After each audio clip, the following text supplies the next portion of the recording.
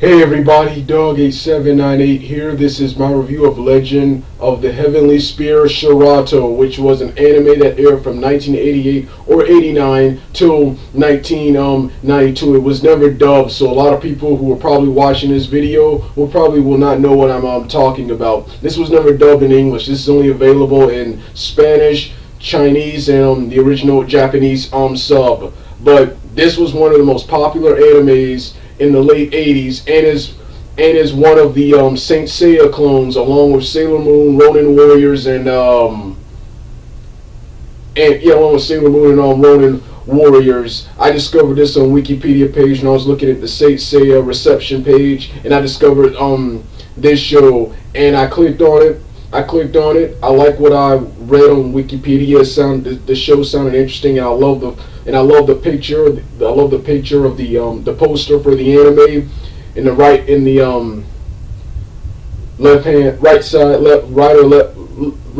of the corner, and I immediately clicked on the first episode, and I instantly became a fan of this series, from its opening theme song to the intro of the show. From the opening theme song, the theme song was epic, man. It starts off like this, do do do do. Then you hear this badass Japanese talk. Then this badass pop song comes on. This epic pop song comes on. Awesome intro, awesome theme song to get you ready for the show. That theme song will get you pumped and amped and ready to watch this show. And then of course we get into the first episode, and I was immediately blown away. Animation great. The fight choreography, the action fight choreography was good. The show has a small but colorful cast of characters, and of course,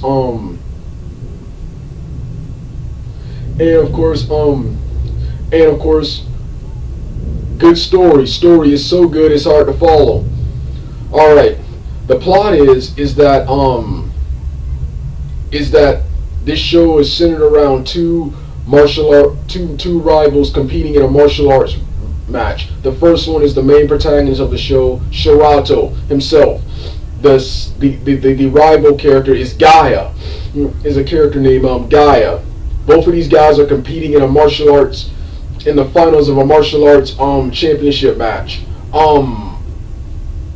Before both of them can deal the final blow, they are both mysteriously transported to a mythical fantasy world, where Shurato meets this princess named Lakusu, and several other people who have the power to don mystical armor. Just like Saint Seiya, this is another show where fighters who are powerful enough don mystical armor. And the main plot of this show is Shurato, Raiga, and the other two warriors, their names escape me at the moment, protect the princess Lakusu from various threats. Gaia, who in the first episode, who in the real world, Gaia was the pacific, calm, cool, collected rival type character. And Shurato, of course, was a stereotypical Japanese character. Naive, headstrong, but well-meaning, carefree, goofy type character. When Gaia gets transported to the other world, he mysteriously and violently and desperately tries to kill Shurato. Shurato throughout the series is confused on why Gaia had mysteriously turned evil, and that's pretty much the plot for almost the rest of the series. I've only watched episodes 1 through 18, so I'm going to give a brief summary on what all these episodes centered around. These episodes, of course, centered around Shurato and Gaia being transported to the fantasy world, them donning armor, and Shurato, along with Raiga, protecting the Princess Lakusu from various threats. In the episode, I think it was 16 or 17, Shurato gets transported back to the past and it doesn't remember the fantasy world.